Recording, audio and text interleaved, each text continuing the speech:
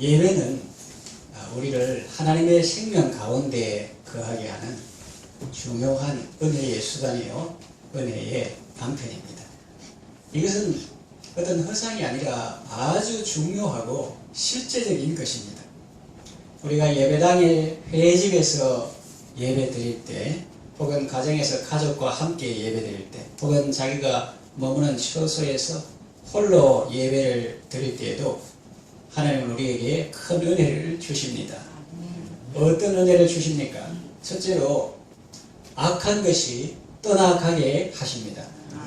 먼저 악한 귀신이 떠나가게 하십니다. 그것은 사무엘상 16장 14절에서 23절에 그 예가 나오는데, 사울 왕에게 아주 악한 귀신이 들었습니다. 그 증상이 무엇입니까? 머리가 깨질 듯이 아픕니다. 또 살이 분별이 잘 안 됩니다. 나중에는 자기 사위를 죽이려고 합니다. 창에 던져서 벽에 박으려고 했습니다. 개인적으로는 사위고 국가적으로는 충신이 아닙니까? 그 충신을 시기하고 죽이려고 했습니다. 누구든지 귀신이 들리면 사울처럼 됩니다. 원래 다른 사람을 귀히 여겨야죠. 또 함께 좋은 나라를 만들어 가야죠. 그런데 그 속에서 귀신이 시기심을 이렇게 불러일으키니까, 증오심을 불러일으키니까 그 사위를, 충신을 죽이려고 하는 것입니다. 사울은 나중에는 하나님의 제사장들까지 다 죽여버립니다. 사탄이 시기심과 증오심을 이용하여 그를 지배한 것입니다. 그런데 그 악신이 떠나갈 때가 있습니다. 그 악신도 성경의 작은 글자로 여호와의 불이신 악신 이렇게 되거든요. 지 마음대로 뭐라고 가라 금하고 그런 거예요. 악신이 떠나갈 때가 있습니다. 언제입니까? 그것은 다윗이 수금을 탈 때입니다. 그런데 그것을 단순한 악기 연주로만 볼 수는 없습니다. 왜냐하면 다윗은 여호와의 신이, 성령께서 그 위에 머무는 사람이기 때문입니다. 그래서 그가 수금을 탄다는 것은 성령의 감동으로 하나님께 찬양하는 것이요, 예배하는 것입니다. 그럴 때 사울에게 있던 악신이 떠나갔습니다. 우리가 예배할 때 악한 귀신이 떠나갑니다. 하나님의 영광이 내 삶의 자리에 가득하면 악신이 머물 자리가 없어집니다. 신약에도 그런 예가 많은데, 그 중에 마가복음 9장 10절에서 29절에 보면 귀신 들린 아이가 치유받는 내용이 나옵니다.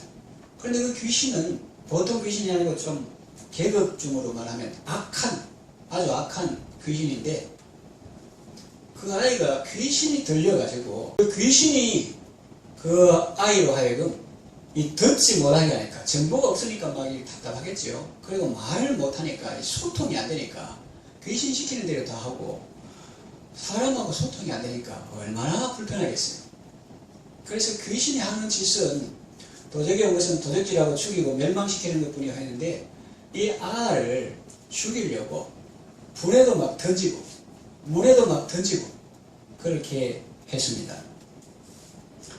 그 아이가, 그 아버지가 제자들에게 쫓아내달라고 해도 잘 안 되고, 예수님께서 변화산에서 내려오니까 이제 보고 막 달려왔습니다.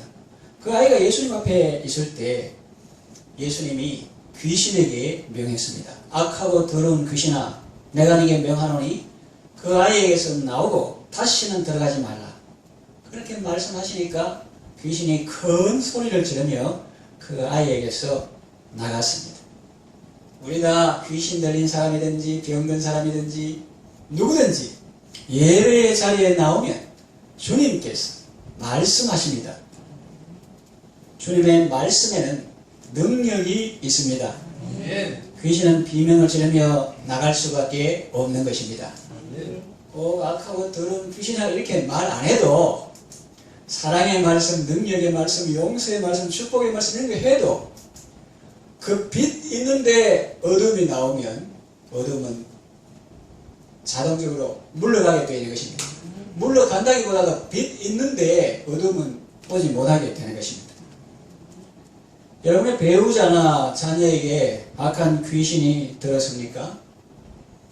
뭐 겉으로는 안 들어도 이 세대 차가 있고 또 소통이 잘 안 되고 나는 어쩌든지 신앙을 이렇게 길러보려는데 그걸 부담을 여기고 그런 것일 수도 있고 또 가치관이 삐뚤어져서 성경들 하면 이것이 사는 길인데 자기는 그렇게 하면 죽을 줄 알고 절대로 안 따라오고 그래 가면 죽는 길인데 그 자기는 사는 길인 줄 알고 우육우육하고 있는 그런 것도 넓은 의미에서 귀신 들리는 것 같다 그렇게 볼 수가 있습니다. 여러분의 배우자나 자녀에게 그런 아픔이 있습니까? 예배의 자리로 데려오세요.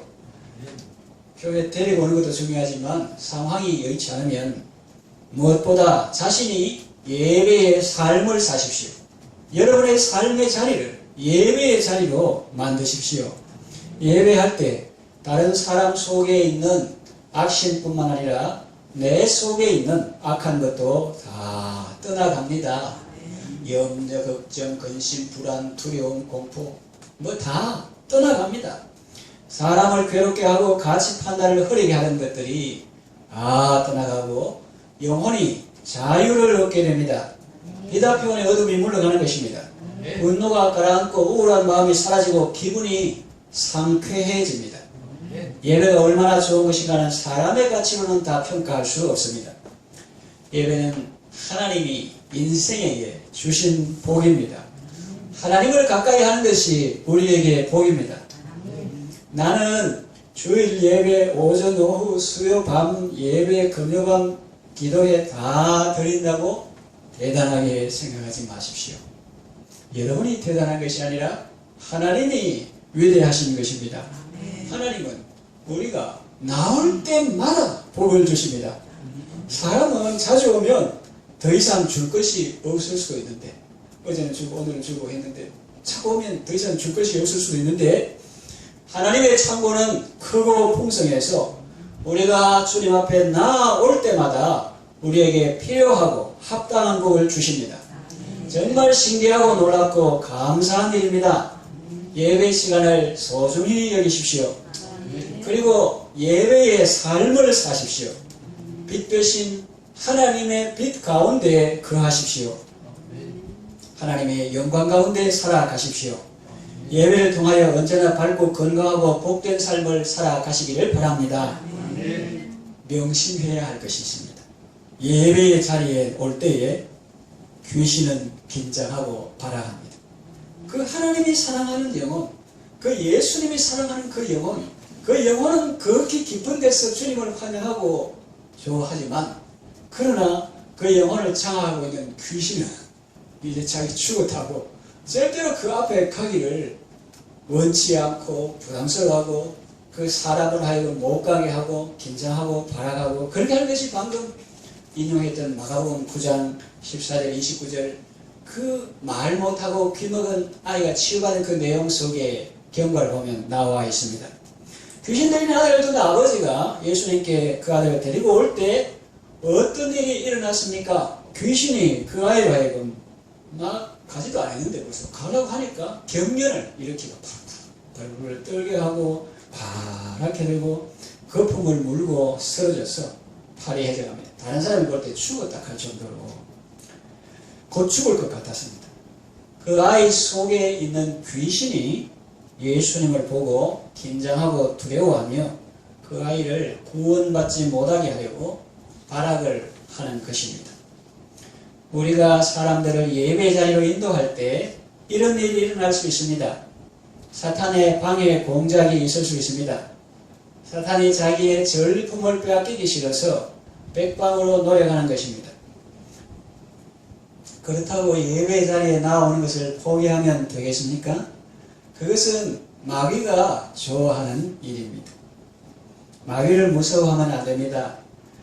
예수님의 사랑과 능력을 더 크게 보아야 합니다. 예수님을 신뢰하고 예수님 앞으로 나아오십시오. 그러면 예수님이 살려주십니다. 축사하시고 여기 축사는 한자로 축복한다 이런 한자가 아니고 쫓을 축자, 사터갈 사자, 귀신 쫓아내는 거 그런 거를 축사하시고 온전케 해주십니다. 사탄이 방해할 때 움츠러들지 마십시오. 예수님을 믿으시고 주님 손에 온전히 맡기십시오. 그래야 치유와 회복을 경험하시기를 바랍니다. 예배원의 첫째가 악한 것이 떠나가게 하는데 그 첫째가 악한 귀신이 떠나가게 하는 것이고 작은 둘째로 악한 사람이 떠나가게 하십니다. 그것은 사무엘상 19장 18절에서 24절에 보면 그 내용이 나오는데 악한 목적으로 접근한 사람이 해를 가하지 못하게 하나님께서 우리가 예배할 때 막아주십니다. 악신 들린 사울은 사위요 충신인 다윗을 죽이려고 혈안이 되었습니다. 나중에는 그를 죽이려고 부하들을 보냅니다.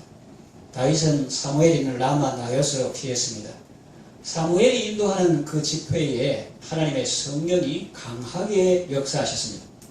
다윗을 체포하러 왔던 사람들이 다 무장해제해가지고 넉나간 사람들처럼 그 집회의 자리에 앉아서 함께 하나님의 말씀을 듣습니다.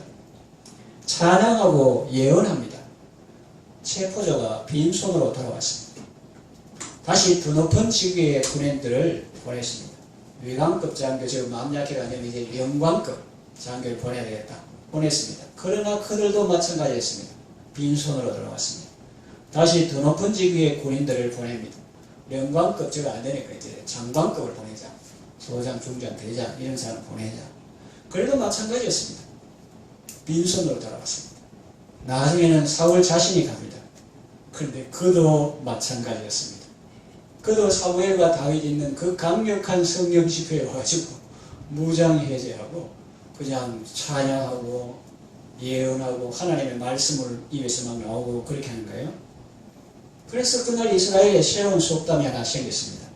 사울도 선지자들 중에 있느냐 이런 속담이 하나 생겼어요. 하나님의 성신이 강하게 역사하는 곳에 귀신은 발도 붙이지 못하는 것입니다.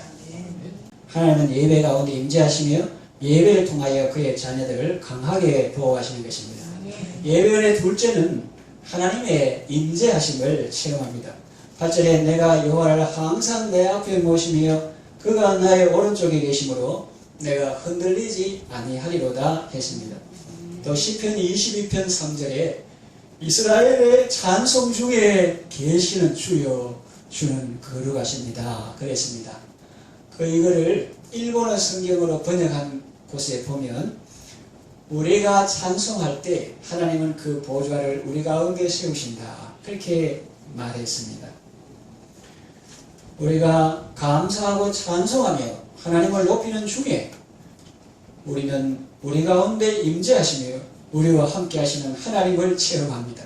주님이 우리 가운데 임재하시면 빛 가운데 거하면 어둠이 다 떠나가게 되는 것입니다. 주일 학생이라도 초등학생이라도 유치원이든 알아도 주님을 모시면 귀신이 무서워하는 것입니다. 그런데 장로, 권사, 목사라도 말만 이렇게 좋은 말 성경에 나오고 자기 삶은 세상에 비난받는 삶을 산다. 귀신이 무서워할까요? 안 무서워할까요? 무서워하고 내 아지트가 하면서 그거 자꾸 놀러오는 거예요. 그거 자꾸 놀러. 네 마음에 내 먹을 거 있다 이러면서 자꾸 놀러오는 거예요. 우리가 예배할 때 하나님이 우리 가운데 임하시는데 그러면 하나님의 임재하심을 체험할 때 하나님의 사랑이 밀물과 같이 우리 영혼에 밀려 들어오는 것입니다.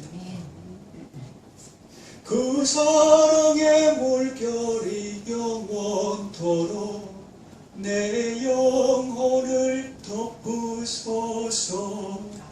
또 하나님의 은혜가 폭포수처럼 우리 심령에 쏟아부어집니다. 그러면 우리 마음은 아주 평안해지고 아주 담대해집니다.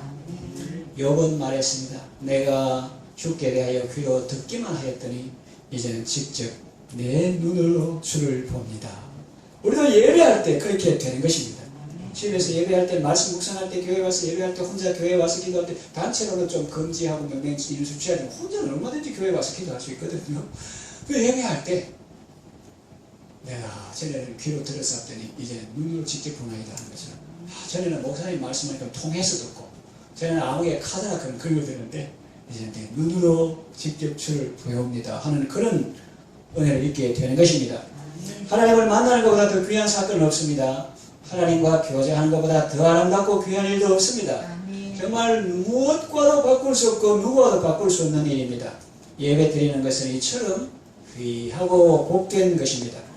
시편 기자는 말합니다. 사람이 내게 말하기를 우리가 여호와의 집에 올라가자 할 때에 내가 기뻐하였도다. 예배드리러 가자. 그 말이 얼마나 기쁜지. 찬송가 주 음성에는 참 기쁨 없도다. 날 사랑하신 주 늘 계시옵소서. 기쁘고 기쁘도다. 항상 기쁘도다. 나 주께와 싸우니 복 주옵소서. 기쁨으로 하나님 앞에 나아가며 감사함으로 은혜의 보좌 앞에 나아가시기를 바랍니다. 예배의 세 번째는 성령의 충만함을 받습니다. 꽃을 가까이 한 사람에게는 그 꽃의 향기가 있습니다. 향수를 사람에게 뿌리면 그 사람에게서 그 향기가 납니다. 하나님을 가까이 하고 하나님과 동행하고 날마다 하나님의 임재를 누리는 사람은 하나님의 영으로 충만하게 됩니다. 그래서 영적으로 아주 건강해져서 승리하는 삶을 살아가게 됩니다. 오늘 본문 9절에서 11절 말씀과 같이 생명의 길을 쫙 펼쳐보시면 주의 앞에는 충만한 기쁨이 있고 주의 우편에는 영원한 즐거움이 있나이다. 이 모든 인생의 불안과 두려움과 공포 이런 것을 타개하는 것은 바로 주님이 예배를 회복하는 것이고 생명의 주님과 연합하는 것입니다. 그래서 예배는 심장과 같다고 표현하는 것입니다. 우리는 예배를 통하여 강하게 살아갑니다. 교회당에 회집하여 드리는 공예배든지 아니면 가정에서 드리는 가정 예배든지 아니면 혼자서 드리는 예배든지 우리는 언제나 어디서나 예배 드리는데 힘써야 합니다. 코로나 사태가 우리에게 다 나쁜 것은 아닙니다. 그 자체는 안 좋은 것이라 할지라도 그것 때문에 수요 금요반 예배에 평소에는 함께 하지 못했던 사람이 영상을 통해서라도 함께 할 수 있고 문자를 통해서라도 기도 제목을 공유하고 함께 기도할 수 있다는 좋은 것입니다. 그 개인에게는 고무적인 일이요 발전적인 일입니다. 그리고 매일 이렇게 자주 보고 하니까 그 대신 다른 소통을 강화해서 매일 예배 있는 저녁은 빼고 그걸로 또 집중해야 되니까 매일 아침의 기도와 저녁의 기도를 올려서 그거를 서로 공유함으로 그 기도를 통해서 하나님께 예배하고 또 성도들이 한 마음으로 기도할 수 있다는 것도 매우 좋은 일입니다. 그리고 차를 타고 혹은 걸어서 교회당 오는 시간 30분이나 1시간 걸리잖아요. 오복하고 그 시간을 기도와 말씀 묵상에 몰입할 수 있으니 그것 또한 감사한 일입니다. 회집 예배보다 더 좋다거나 앞으로 계속 그렇게 하자는 의미가 아닙니다. 회집하여 예배하는 것이 마땅하나 감염병 예방을 위해 부득이 모임을 한시적으로 계속 그렇게 하자는 게 아니고 한시적으로 제한할 경우에도 우리는 그런 상황 속에서도 신앙의 손해를 보지 않고 오히려 유익을 얻는 쪽으로 행해야 한다는 의미로 말씀드리는 것입니다. 모여서 예배하는 것도 좋지만 흩어서 예배함으로 예배가 일상화되고 가정이 복음화되고 내 삶의 자리에 복음이 선포되고 전파된다면 그 또한 귀한 일임이 분명합니다. 그러나 여러분, 코로나 사태라는 이유로 신앙이 나태해지거나 예배를 소홀히 여기는 삶을 살고 있다면 그 사람은 큰 손해를 보는 것입니다. 저는 예배 가는데 35분인데 30분 1시간 잡고 또 그 시간에 있고 주일날 교회에 있고 그러는데 이거는 표현이 좀 그렇지만 30분 안에 끝낼 수 있다. 이거는 20분 안에 끝낼 수 있다. 듣고 끝나본다 이렇게 생각하면은 그런 손해를 보는 것입니다. 또 몸도 우리가 넥타이 매고 양복 입고 꼭 그래 하라는 건 아니지만 더울 때는 그래도 편한 복장으로 집에 있을 수 있지만 그래도 단정한 복장으로 그렇게 이제 예배 드리고 이래야 되는데 소파에 누워가지고 영상 10분 안에 끝났다 이래 하면은 그거는 손해를 보는 것이다. 지금 어떤 코로나 사태나 다른 사태가 있더라도 그 가운데서 오히려 유익을 보는 사람도 있고 오히려 그걸 기회로 손해를 보는 그런 사람이 있을 수도 있다는 거죠. 그러니까 따라합시다. 누가? 네 믿음 지켜주나? 찬송 가사로 답하겠습니다. 세상 풍조는 나날이 갈리어도 나는 내 믿음 지키리니. 다 이거 지켜야 되는 거예요. 지금 뭐 성가대도 있고 분위기도 있고 뭐 날씨도 좋고 이런 것이 아니라 이런 눈에 보이는 것이 다 떠나가고 비기독교적인 상황이 온다 할지라도 혹은 반기독교적인 상황이 온다 할지라도 북한처럼 예수 믿는 사람 잡아가고 중국처럼 뭐 시진핑 사인 안 걸어놓으면 뭐 안 주는 그런 적대적인 반기독교적인 그런 상황 속에서도 나는 내 믿음 지키리니 그렇게 훈련하시고 기쁨으로 주를 섬기는 여러분 되시기를 바랍니다. 신앙생활에 있어서 예배는 우리 몸의 심장과 같습니다. 심장이 튼튼한 사람은 달리기를 해도 호흡이 그렇게 가쁘지 않습니다. 그러나 심장이 약한 사람은 조금만 걸어도 호흡이 가쁩니다. 예배를 잘 드리고 예배를 통해서 힘을 얻는 사람은 헌신이나 봉사를 해도 숨이 가쁘지 않습니다. 기쁨으로 그 일을 잘 감당합니다. 그러나 그 삶에 예배가 없거나 약한 사람은 헌신이나 봉사는커녕 자기 신앙생활 유지하기도 힘이 듭니다. 그러니까 이 예배가 우리 삶에 얼마나 중요한지를 알 수 있습니다. 예배 성공은 삶의 성공으로 이어진다는 말이 괜한 말이 아닙니다. 예배가 살아야 인생이 살고 예배가 살아야 영적으로 승리하는 삶을 살 수가 있는 것입니다. 그러니 여러분 예배를 소중히 여기십시오. 예배는 성도에게 심장과 같고 생명과 같은 것이기 때문입니다. 예배를 통해서 하나님의 은혜와 사랑을 듬뿍 받으시고 언제나 성령으로 충만하여 기쁨과 승리의 삶을 살아가시기를 바랍니다. 이 말씀을 정리하며 마치겠습니다. 어떤 미션 스쿨이 있었어요. 미션 스쿨에 교목실이 있거든요. 학교 목사님이 있습니다. 그래 학생들에게 신선 카드 다 받아가지고 교목실에서 정리하고 있는데 어떤 글 보고 웃음을 터뜨렸습니다. 그 뭐냐면 이제 나이 뭐 취미 종교 이런 거 적는데 그 기독교를 종교를 안 해. 종교 칸에다가 기독교에 딱 적어야 되는데 걔가 실수로 취미란에 딱 적었어요. 취미란에 기독교. 그리고 우리가 웃고 말한 그 사람이 웃고 말하는데 그런데 그 아이는 실수로 취미란에 적었다 하지만은 실수가 아니고 정말 삶으로 기독교를 종교가 신앙이 아니고 그냥 취미 정도로 예배생활 하는 사람이 있을 수가 있다 하는 생각이 일어나니까 그 잘못 걸 보고 잘못 적은 걸 보고 웃다가 좀 심각해졌다. 그래서 여러분 이 예배라는 것은 그냥 고상한 취미 정도가 아닙니다. 우리의 생사가 걸린 문제입니다. 우리를 치료하던 목사님들이 전에 하던 말, 내 소유와 몸과 생명을 내다 걸 만한 가치가 있는 것이 바로 신앙인데 그런 거를 취미 정도로 생각하고 그렇게 하면 안 된다. 그 가치를 잘 몰라서 어리석고 손해본다. 우리가 예배할 때 사람을 괴롭히는 귀신이 떠나갑니다. 또 모든 악한 것들이 떠나갑니다. 그 사람 안에 있는 것도 떠나고 네 불쌍하다 귀신 나가야 되겠다 뿐만 아니라 내 속에 있는 악한 것도 떠나갑니다. 하나님보다 세상을 더 사랑하고 하나님보다 세상을 더 두려워하고 하나님보다 세상을, 자녀를, 돈을, 통장을 더 의지하는 이런 것들도 어리석고 악한 것들도 다 떠나가게 됩니다. 빛이오면 어둠이 물러가는 것입니다. 예배할 때 하나님의 임재를 체험합니다. 성령의 충만함을 받습니다.